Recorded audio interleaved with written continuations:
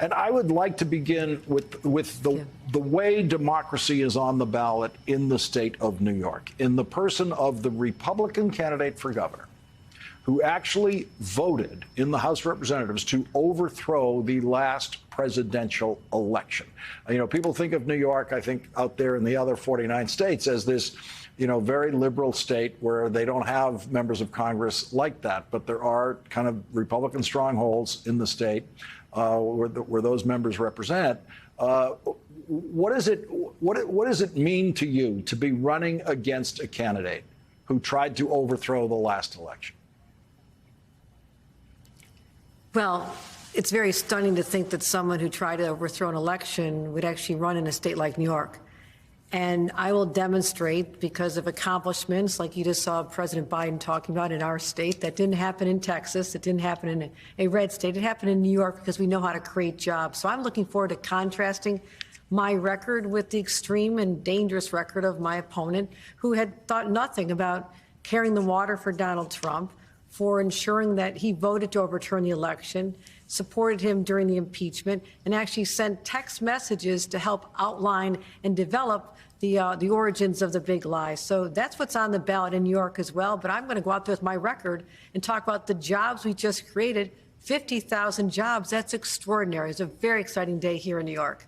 You know, that region of New York, upstate New York, has always been an economic policy challenge for the New York senators like Chuck Schumer and yourself as governor and governors before you. And so when you see the president actually showing up there, with a delivery of not just jobs, but high-paying jobs. That kind of high-paying job has historically been difficult to attract there.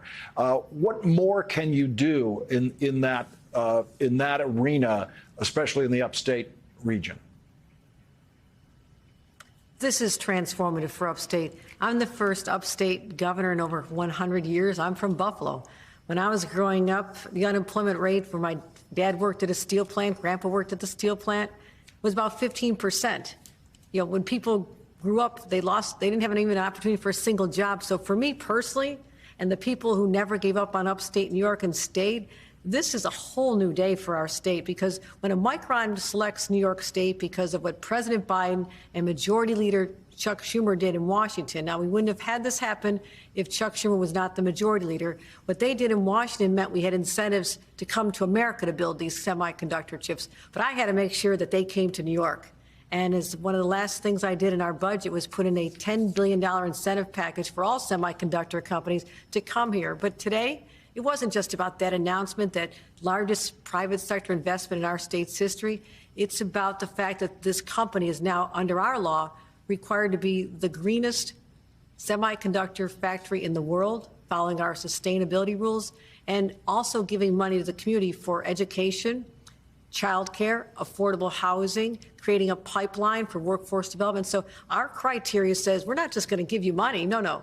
We'll give you incentives for every job you create, but you're going to also build up the whole ecosystem. And now more companies are looking at us already. So what the president delivered today is extraordinary. And I can see this happening all over our country as we work our way through the vestiges of the pandemic, which was hard, but we're getting there. We're making real progress.